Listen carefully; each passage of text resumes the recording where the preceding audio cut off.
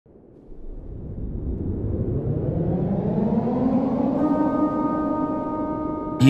आकाशवाणी है। आपसे मैं एक खतरे के समय बोल रही हूँ। कुछ ही घंटे पहले करीब 5:30 बजे शाम के 3 दिसंबर को पाकिस्तान ने हमारे ऊपर एक हमला किया। 3 दिसंबर 1971 की रात, समय 11 बजे, भारत की तत्कालीन प्रधानमंत्री रेडियो के माध्यम से राष्ट्र को संबोधित करती हैं और कहती हैं, मैं आपसे देश के लिए एक गंभीर खतरे की घड़ी में बात कर रही हूँ। पाकिस्तानी वायुसेना ने अचानक अमृतसर, पठानकोट, श्रीनगर, अवंतीपुर, उत्तरलाई, जोधपुर, अंबाला और आगरा के हमारे हवाई अड्डों पर हमला कर दिया। पाकिस्तान ने युद्ध की शुरुआत कर दी थी, लेकिन ये युद्ध केवल आसमान और जमीन पर नहीं बल्कि समुद्र में भी लड़ा जाना था। युद्ध की सिचुएशंस को देखते हुए नेवल कमांड्स में क्या कुछ हो रहा था, पर इससे पहले ये जानना जरूरी है कि ये एकाएक हमला नहीं था। दुश्मन देश की तैयारी पहले से थी।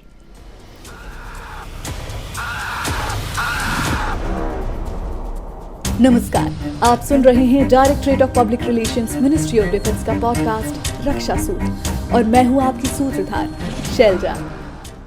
27 नवंबर 1971 पाकिस्तान की पनडुब्बी गाजी का पता चल गया था।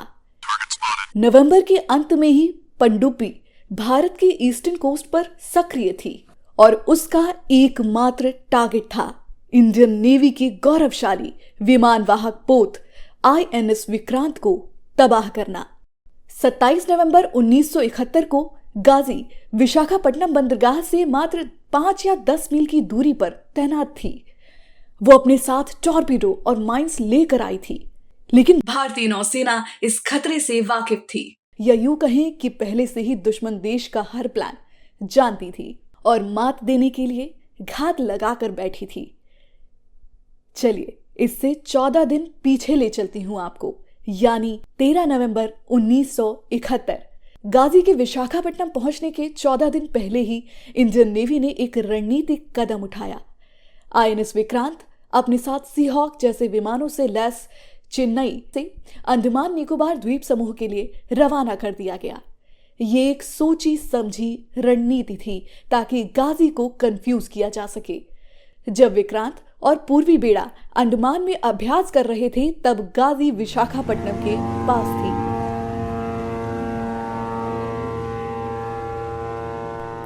एक दिसंबर 1971 की दोपहर, युद्ध शुरू होने से 2 दिन पहले ईस्टर्न नेवल कमांड के commander in chief vice admiral N Krishnan ने INS राजपूत के commanding officer lieutenant commander Inder Singh को अपने ऑफिस बुलाया और पूरा प्लान बताया। So, we are ready. 2 दिसंबर 1971 को INS राजपूत रवाना हुआ। 3 दिसंबर की रात युद्ध शुरू होने से कुछ घंटे पहले राजपूत फ्यूल भरने के लिए विशाखापट्टनम लौटा। बंदरगाह से बाहर निकलते समय उसने पानी के भीतर हलचल देखी।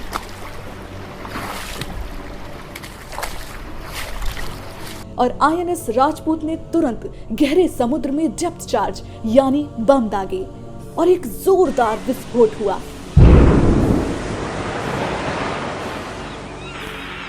So, we have hit the target. हालांकि तुरंत ये पता नहीं चला कि ये गाजी थी और इस पे कितना नुकसान हुआ। 5 दिसंबर 1971 को INS अक्षय के गोताखोरों ने इस जगह की जांच की। उन्हें वहां पर गाजी के अवशेष मिले और सबूतों से पता चला कि पनडुब्बी एक इंटरनल ब्लास्ट की वजह से तबाह हो गई थी और ये पाकिस्तान के खिलाफ युद्ध की पहली बड़ी सफलता थी, जो भारत के लिए एक रणनीतिक लाभ और पाकिस्तान की नापाक हिमाकत को तबाह करने वाली साबित हुई। ईस्टर्न कोस्ट पर करारे वार के बाद मुंबई के नेवल कमांड में क्या कुछ चल रहा था। The task of the Navy was clearly defined in the message from the then Naval Chief Admiral S.M. Nanda, also known as the man who bombed Karachi, and his message was, Pakistan has committed an unprovoked aggression against us and our defense forces have been ordered to meet this challenge with full courage and determination. My objective is to search and destroy Pakistani warships and, along with our sister services, inflict maximum damage on the enemy war machine. Western naval command के commander vice admiral S N. Kohli को निर्देश दिया गया कि वे नौसैनिक बल भेजें जो दुश्मन की इकाइयों और हार्बर्स को नष्ट कर सकें। इस काम के लिए 25वीं मिसाइल पोत स्क्वाड्रन के हाल ही में कमीशन किए गए ओसा क्लास मिसाइल वेसल्स को चुना गया। इस टास्क फोर्स में आईएनएस निपत, आईएनएस वीर, आईएनएस विद्युत, आईएनएस निर्घट, आईएनएस निर्भीक, आईएनएस विजेता और आईएनएस विनाश शामिल थे। ये मिसाइल पोत वैसे तो कोस्टल डिफेंस के लिए डिजाइन किए गए थे, लेकिन जब इनका इस्तेमाल पूरी प्लानिंग और चतुराई से किया गया तो ये दुश्मन को करारा जवाब देने में सक्षम रहे। We can say that success depended on surprise, planning and perfect timing. और आज के इस खास एपिसोड में जब हम 1971 की युद्ध की बात कर रहे हैं तो मेरे साथ हैं हमारे खास मेहमान commander Ashok Dewan, retired missile and gunnery warfare specialist, जो 1971 में यंग सब लेफ्टिनेंट थे और आईएनएस निर्घट पर तैनात थे। प्रेजेंट हम रिटायर्ड है नेवी से। I joined the Navy after doing my 3 years NDA में खड़कवासला। उसके बाद हमारी ट्रेनिंग हुई on the ships for 1.5 years as a cadet and a midshipman, and came out to sea, and हमारे जो बोलते watch keeping ticket, after getting that I'm qualified to go to sea as a young officer. I can stand watch on a bridge of a ship. मतलब I can अकेले be on the bridge of a ship, and when the ship is moving, I can take charge of the ship. जी sir, आप operation trident का हिस्सा कैसे बने? आपकी तैनाती के समय क्या परिस्थितियां थी? पहली बार एंटी शिप मिसाइल्स इस्तेमाल हो रहे थे। 1971 में my batch and myself, हमारे बैच थे, we were all qualified as watch keeping officers. That means अपने जहाज के ब्रिज पर to take charge alone is a qualification. You actually have to go and spend time on a ship for about 3 to 6 months, and you are assessed and custom. उसके बाद you're considered a qualified watchkeeper. In 1971 में हमारे 8 missile boats were being received from the USSR, and 8 boats were coming one by one, and they were coming to Mumbai. That time Bombay Harbor. They were being brought on top of a big merchant ship one by one and brought to Calcutta because they had a big, very big crane. Crane के साथ नीचे they were lowered into the water, and the ships were brought to Mumbai. That time it was Bombay.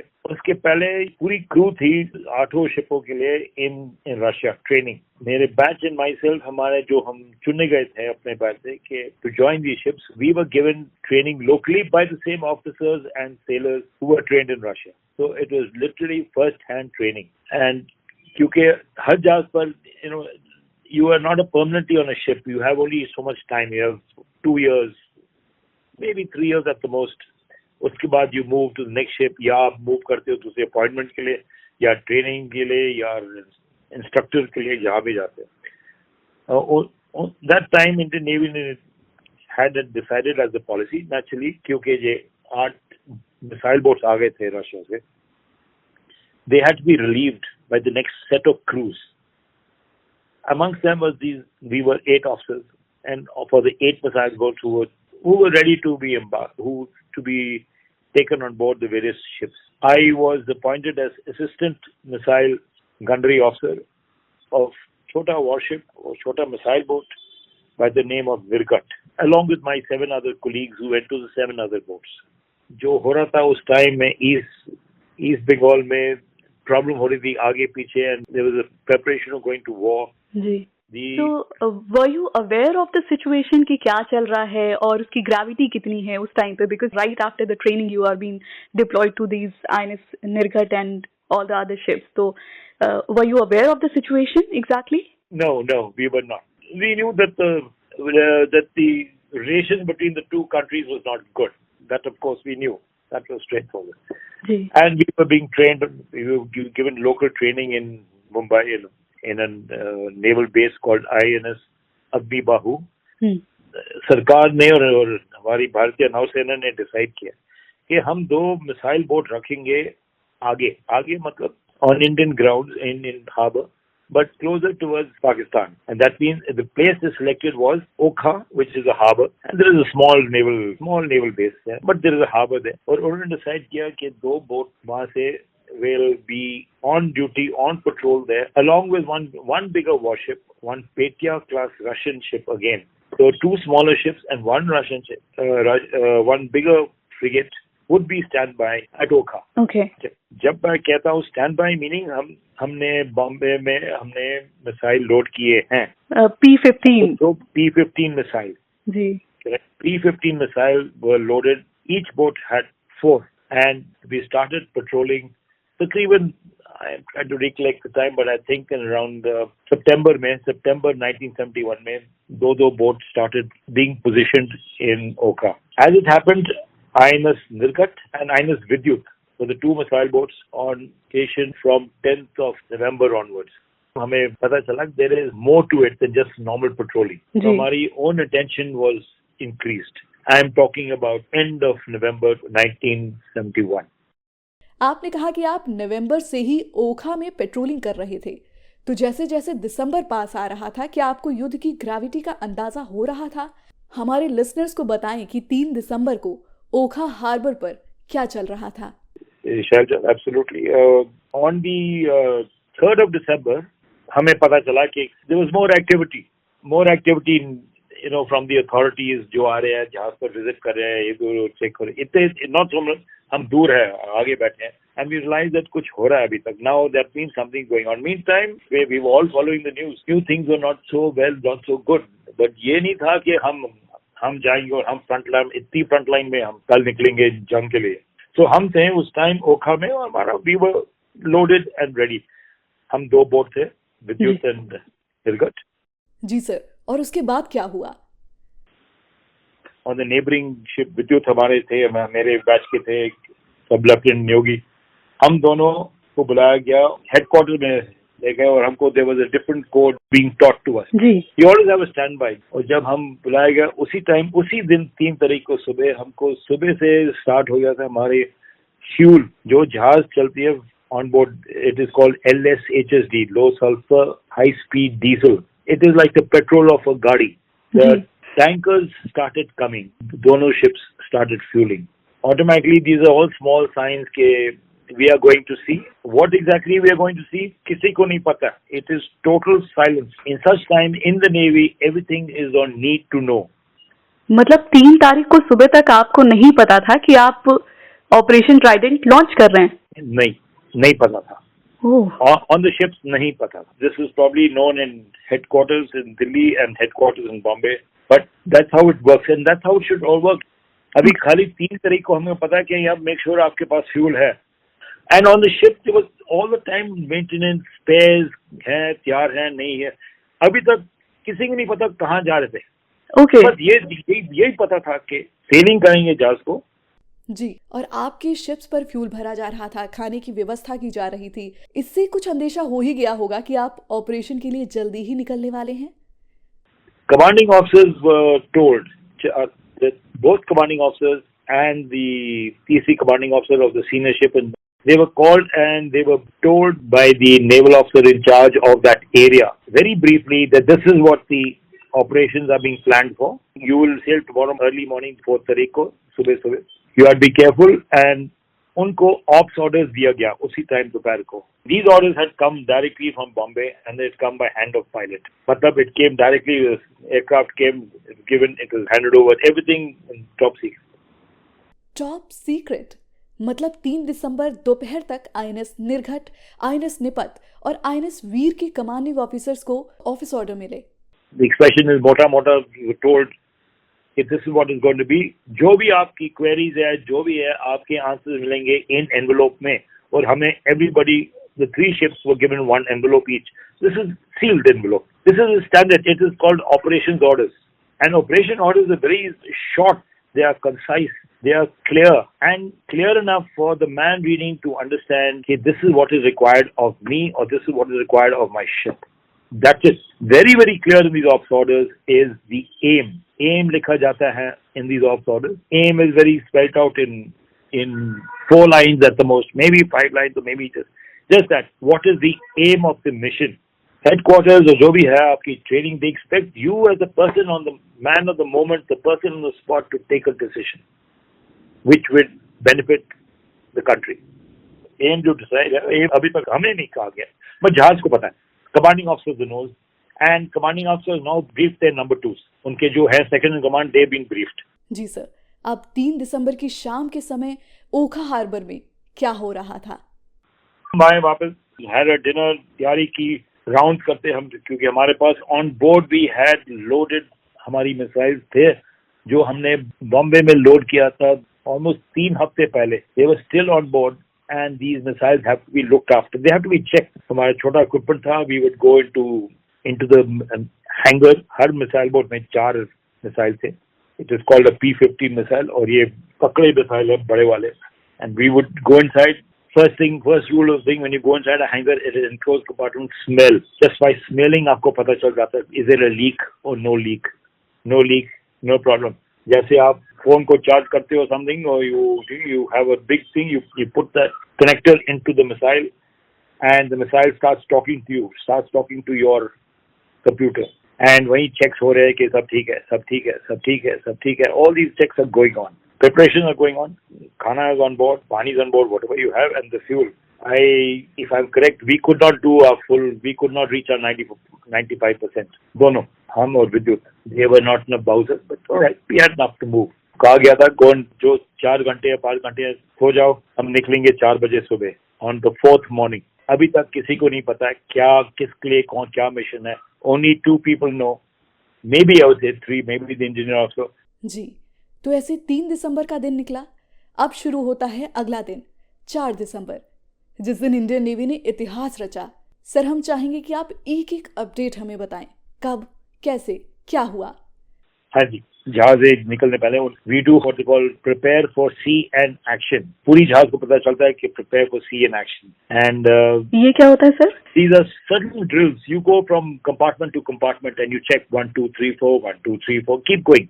Okay. फौज में you don't leave anything to chance कि हाँ मैं गया था, मैंने चेक किया था, देखा था, but नहीं. No, if the book बोलती है आपको आपने 4 बजे शाम को आपने चेक करना है, आप 4 बजे शाम को चेक करेंगे, आप लॉग बुक में लिखेंगे.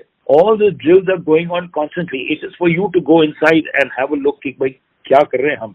And every time I enter that little hangar compartment, I used to look at them and say, हाँ ये इतनी है. आराम से हाथ से थोड़ा जैसे अपने पेट को प्यार करते हैं, हम भी थोड़ा करते थे वहाँ भी कि भाई बेटा ये ठीक रहो थोड़ा. So by 4 o'clock, all 3 ships leave harbor. Within 1 hour of leaving harbor, 1 घंटे के बाद, I would say what 5:30 बजे, maybe 1.5 घंटे के बाद, Pakistan Air Force came over Okha. They came along the border, along the Gujarat border. They were actually, I think, maybe looking for us. I don't know. और हम इस time तक हम निकल गए थे.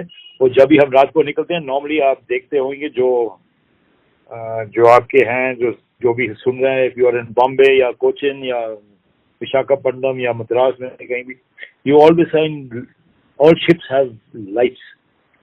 We had no lights, we had nothing. चुपचाप से निकल गए. हम पीछे देख रहे थे. There was an attack on Okha Harbor. They came by, but कुछ नहीं हुआ उधर क्योंकि हम कोई नहीं थे उधर. अभी सिचुएशन है कि विद्युत और आइनस निर्गट 2 मिसाइल बोट और एक आइनस कच्चल, हमारे बिग ब्रदर, हम 3 जा रहे हैं आरबी के लिए. आरबी का मतलब हुआ रॉन्डेवू. आरबी पोजीशन जो है तकरीबन about 40 nautical miles. Nautical mile मतलब you double it and you get kilometers. So when I say 40 nautical miles, it's 80 kilometers. I would say तकरीबन 30 to 40 nautical miles.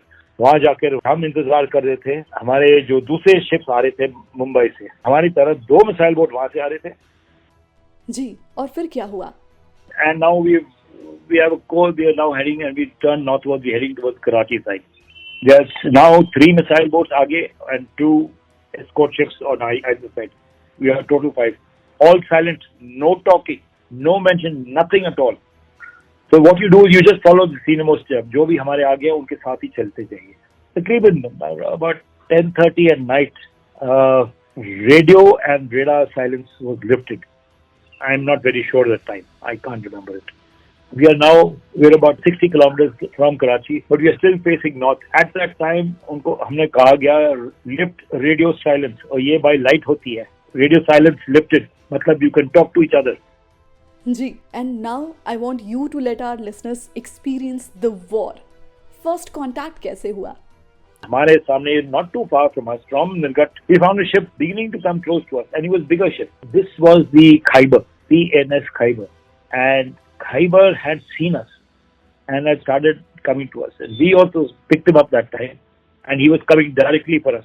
So हमारे senior officer ने कहा, confirm you have him? He said, confirmed, we have him. We have him locked on. He said, fire when you can. We are watching him. वो भी नजदीक आ रहा है. He's going to fire on us otherwise. Nipat and दूसरी जहाज have turned towards Karachi. We carried out pre-launch checks and we fired the first missile. Shelja, I can only say, what an experience. Literally, missile goes there, and I was told, I was the junior most officer on board, I was told, go on top and see kya ho raha hai upar. And upar jaake I went on top and I saw this missile. I could see him going in. Even it goes about 200 meters above, 600 feet above you. It is now flying towards the target. And the next thing I see is an explosion. It is a tremendous sight over the horizon. और हमने turn किया क्योंकि again दूसरा missile जाना हो, we can't be close. Meantime, दूसरी तरफ जो चल रहा है, this is Commander Babu Yadav on Nipat and Veer. Veer was the other ship. They were getting closer and closer to Karachi. They fired. They said standing by to fire. But first was, I think, Nipat fired. I don't know, I forget who she fired MV first. Venus. MV Venus, right. And हमको पता चला कि later on कि ये पूरा he was loaded with ammunition, being specially taken for the Pakistan Armed Forces. He was loaded. Or we happened to get इसी वाले को Venus. I think it was Venus only. Wow, I can feel the thrill, sir. Karachi harbour का क्या हुआ उसके बाद? This side, INS Nipat is closing. उन्होंने भी fire किया है. उन्होंने, if I remember correctly, 11:20 तक Nipat fires on PNS Shahjahan. 11:21 Nirgat fires second missile on Khyber. 11:25 Nipat fires on Merchantman. 11:26 Veer fires on Minesweeper Muhafiz. And the big one was jo 11:26 Nipat fires. And this hit the oil farm. Oil farm is where the petrol is kept, the fuel is kept in the harbour, just behind the harbour. ये करता गया, as it happened, it hit, and there was a huge explosion in the harbour, and पूरी the city, the port city shook because it was a huge attack on that. उसी time में 11:30 बजे 23:30 हमको, this is very very important, we got the order अंगार मतलब है burning, and that's the time we are. ये इस order के साथ हमें जो लिखा गया था, मैं कह रहा था, हमको ऑप्ट ऑर्डर्स मिले थे 4 बजे शाम को. If on receiving orders you will disengage and वापस आओगे. वी उसी टाइम जहां भी थे, we turn around and we started returning to going straight back. Not for, हमने निकलना था क्योंकि वी वर एंटिसिपेटिंग अभी हमारे पाकिस्तान एयरफोर्स आएगी हमारे पीछे. We have anti aircraft guns है, खाली guns, but you need one. एक लग गया हम पर, फिर हम पूरी जहाज जाएगी because we got missile on board. तो हम भी खड़े हैं, all three, everybody standing by with this thing, facing, looking up, all quiet, all watching, no one talking, just watching. और उस टाइम हम wherever we were, ये नहीं उस टाइम से कि हम साथ जाते हैं. Mission normally we always go as a formation. This time now you're told to बस निकलो, वहाँ से भागो. And manning the aircraft guns, we were anti-aircraft guns, we were watching, we were chup, we were quiet, nothing to do, just चुपचाप. All दूर से we could see towards the ship and all our lights are off. हम किसी को बोलना नहीं चाहते कि भाई हम यहाँ चल रहे हैं. What a war, sir, commendable. आपने जिस तरीके से हमें एक बारीक से बारीक डिटेल्स बताई, I can and I'm very sure our listeners can imagine everything. Goose bumps आ रहे हैं सर ये रियल लाइफ स्टोरी सुनकर कि कैसे आपने दुश्मनों को घुटने टेकने पर मजबूर कर दिया. Commander Ashok Dewan sir, thank you so much हमारे साथ जुड़ने के लिए. एंड ट्रस्ट मी, मैंने and I am very sure हमारे लिसनर्स ने एक पल को जी लिया है, महसूस किया है. I got goose bumps listening to you sir. Thank you हमारे साथ जुड़ने के लिए और हमारे लिए समय निकालने के लिए. दोस्तों, तो ये थी कहानी ऑपरेशन ट्राइडेंट की. एक ऐसा ऑपरेशन जिसने इंडियन नेवी की ताकत और रणनीतिक कुशलता को पूरी दुनिया के सामने साबित कर दिया. कराची के जलते बंदरगाह और समुद्र में गूंजती मिसाइलों की गड़गड़ाहट ने सिर्फ युद्ध के इतिहास को नहीं बदला, बल्कि ये भी दिखा दिया कि जब देश की रक्षा का सवाल हो तो भारतीय वीर कभी पीछे नहीं हटते। ये ऑपरेशन मात्र एक सैन्य विजय नहीं थी, बल्कि ये हर भारतीय के साहस, जज्बे और अदम्य संकल्प की जीत थी। आज जब हम अपने युद्धपोतों और पनडुब्बियों को गौरव के साथ देखते हैं और हमारा देश आत्मनिर्भरता की दिशा में आगे बढ़ रहा है, तो हमें उन वीरों को भी याद रखना चाहिए जिन्होंने 53 साल पहले इस ऑपरेशन ट्राइडेंट को अंजाम देकर हमारे भविष्य को सुरक्षित किया था। तो दोस्तों, याद रखिए, इतिहास सिर्फ सुनने के लिए नहीं है, बल्कि उससे प्रेरणा लेने के लिए भी है। आइए हम सब अपने अपने क्षेत्र में इसी जज्बे के साथ काम करें और अपने देश को और मजबूत बनाएं। रक्षा सूत्र के इस एपिसोड को सुनने के लिए आप सभी का बहुत बहुत धन्यवाद। जय हिंद। Directorate of public relations, ministry of defence के इस पॉडकास्ट का निर्देशन public relations officer defence Manoj Rotkiwal और ब्रॉडकास्टिंग ऑफिसर आनंद सौरभ द्वारा किया गया है।